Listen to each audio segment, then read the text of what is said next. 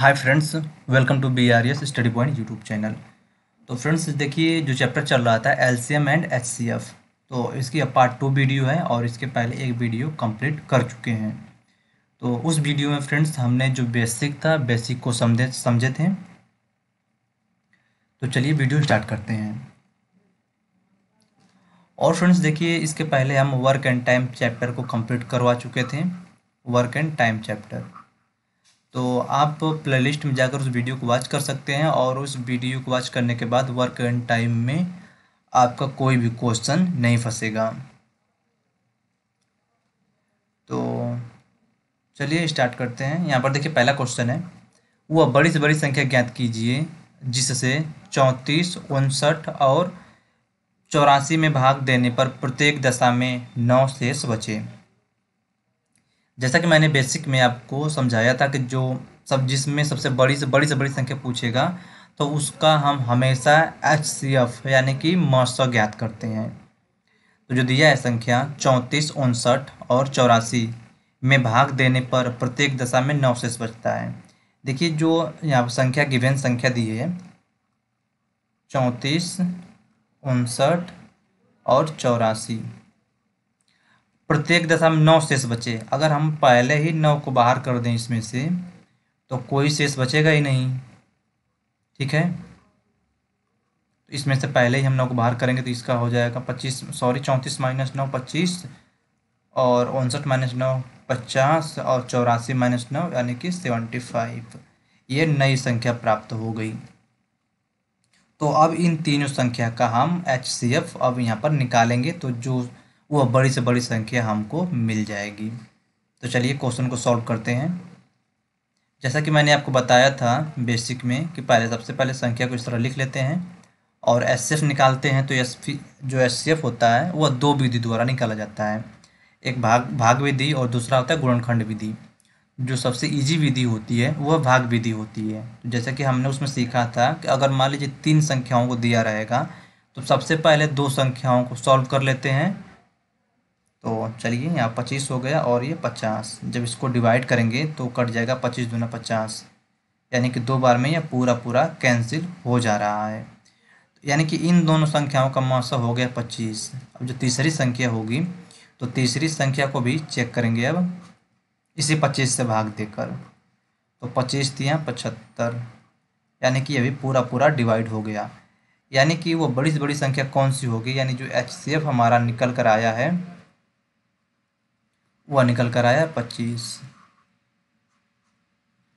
यानी कि वो बड़ी से बड़ी संख्या ज्ञात कीजिए जिसमें 34, 59 और 84 में भाग देने पर प्रत्येक दशा में 9 शेष बचे। मान लीजिए कि जो 25 आया है ना, इस 25 से तीनों में भाग देंगे तो तीनों का शेष हमेशा 9 ही आएगा। तो इस प्रकार से इस क्वेश्चन को ऐसे सॉल्व कर सकते हैं और इसका राइट आंसर हो जाएगा 25। चलिए नेक्स्ट क्वेश्चन को समझते हैं।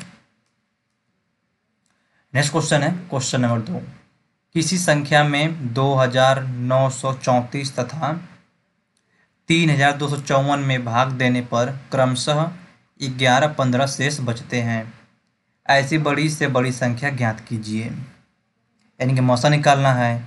जो यह संख्या दी है 2934 और एक संख्या दी है 3254, इनमें प्रत्येक में 11 और 15 शेष बच रहा है। अगर इस शेष को हम माइनस कर लेते हैं, निकाल देते हैं जो दी हुई संख्या है, तो कोई शेष नहीं बचेगा।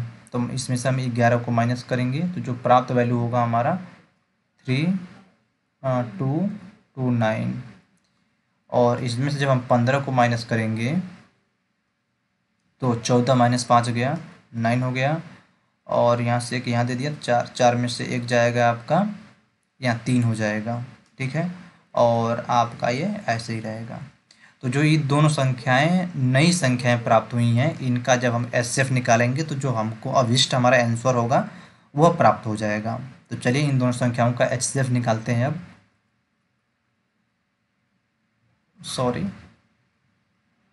2923 भाग देना होगा 32 39। तो यह फ्रेंड्स भाग एक ही बार जाएगा, ये 2923 6 एक और यहाँ पर 3 हो जाएगा, यहाँ पर एक कैंसिल, और जिससे हम भाग दे रहे थे उसमें फिर से भाग देंगे इससे, यानी कि 3×9 = 27, यानी करीब ये भाग जाएगी 3 बार। 316 इंटू 3, 6×3 = 18 को 8 लगा, 1 3 कम 3 1 4, 3 नहीं सॉरी नहीं, 9 बार ले जाना ना, वो 3 बार कहाँ से ले जा रहा है, 9 बार जाएगी ना ये। 9 6 54 को 4, यहाँ पर कैरी हुआ 5, 9 कम 9 9 5 14 को 4, कैरी हुआ 1, 9 3 27, 27 1 28, 2844, यानी कि अब पूरी भाग 9 बार गई है, यानी 2844 हो जाएगा यहाँ पर। तो जब इसको सॉल्व करेंगे 13 - 4 यानी कि 8 हो जाए, 13 - 4 कितना था, 9 होता ना ये, यहाँ पर 9 हो जाएगा, और 11 माइनस यहाँ पर हो 11 में से 7 हो जाएगा यहाँ पर, और ये 9 कट गया यहाँ पर। तो थोड़ा सा इसको यहाँ पर ले लेते हैं हम, 7 9 करेंगे 316 में, तो यहाँ पर 7 चौका 28, यानी 4 बार में लग रहा पूरा डिवाइड हो जाएगा। 4 9 चौका 36 को 6 3, 7 चौका 28, 28 3 31, तो यह पूरा का पूरा डिवाइड हो गया। तो वो बड़ी से बड़ी संख्या निकल कर आई है 7 9, यानी जो HCF हो जाएगा 7 9। आपको यह क्वेश्चन समझ में आया होगा जहाँ तक उम्मीद है। चलिए नेक्स्ट क्वेश्चन स्टार्ट करते हैं। नेक्स्ट क्वेश्चन है क्वेश्चन नंबर 3। एक माली के पास 76, 151, 226 की संख्या में 3 प्रकार के फूल थे। वह इनमें से अधिकतम संख्या के बराबर बराबर डेरियां बनाना चाहता है। जो डेरियां होता है ना, उसको जैसे कि डालियां हो गया, वही बनाना चाहता है। तो प्रत्येक प्रकार के फूलों में से एक फूल शेष रह जाता है। प्रत्येक डेयरी में फूलों की संख्या ज्ञात कीजिए। फिर से बार क्वेश्चन पढ़ लेते हैं। यहाँ पर क्या कहा है, एक माली के पास इतने इतने की संख्या में 3 प्रकार के फूल हैं। वह इनमें से अधिकतम संख्या, देखिए जो अधिकतम दे दिया ना, यहाँ पर अधिकतम देने का मतलब या बड़ी से बड़ी संख्या कहे या अधिकतम कहे, तो वहाँ पर HCF ही निकाला जाता है। तो बोला है कि प्रत्येक दशा में एक शेष बचता है, तो सब में से हम 1 को माइनस कर लेंगे। 76 - 1, 151 - 1, 226 - 1, ये हो जाएगा 225, ये हो जाएगा 150, और ये हो जाएगा 75। यानी इन तीनों को जो हमें HCF निकालेंगे, जो आएगा वही आंसर होगा। तो जो गिवन संख्या हो जाएगी 75, 150 और 225। चलिए हम इसका HCF निकालते हैं। अब जो HCF होगा 75, पहले इन दोनों को निकाला जाएगा, 75 और 150। तो 75 दूना के 150, यानी पूरा कट गया। यानी कि इन दोनों संख्याओं का जो HCF मिला है वह 75 मिला है। तो 75 का इसमें भी देखेंगे। अब 75 और 225 का कितना हो जाएगा, तो 7 तरीके 21, 3 बार में पूरा डिवाइड हो जाएगा। 5 3 15, 7 तरीके 21 22, यहाँ पर सॉरी 22 हो जाएगा। यहाँ पर पूरा यहाँ पर कट जा रहा। तो यानी कि जो प्रत्येक डेयरी में फूलों की संख्या कितनी होगी, वह 75 होगी। तो यहाँ पर इसका राइट आंसर हो जाएगा 75। अगर कोई भी कन्फ्यूज़न हो आपको, तो आप कमेंट करके बता सकते हैं। उस कमेंट का रिप्लाई ज़रूर किया जाएगा। नेक्स्ट क्वेश्चन है क्वेश्चन नंबर 4। किस बड़ी से बड़ी संख्या से 351, 524 तथा 697 में भाग दिया जाए कि प्रत्येक दशा में समान शेष बचे। देखिए फ्रेंड्स, ये मोस्ट इंपॉर्टेंट क्वेश्चन है, क्योंकि फ्रेंड्स इस टाइप के क्वेश्चन आपके एग्जाम में पूछे जाते हैं। देखे होंगे अगर प्रीवियस ईयर सॉल्व किए होंगे, यूपी टेट, सी टेट और जो रेलवे के एग्ज़ाम्स हैं RLY जो रेलवे के एग्ज़ाम्स हैं, उनमें इस टाइप के क्वेश्चन पूछे जाते हैं।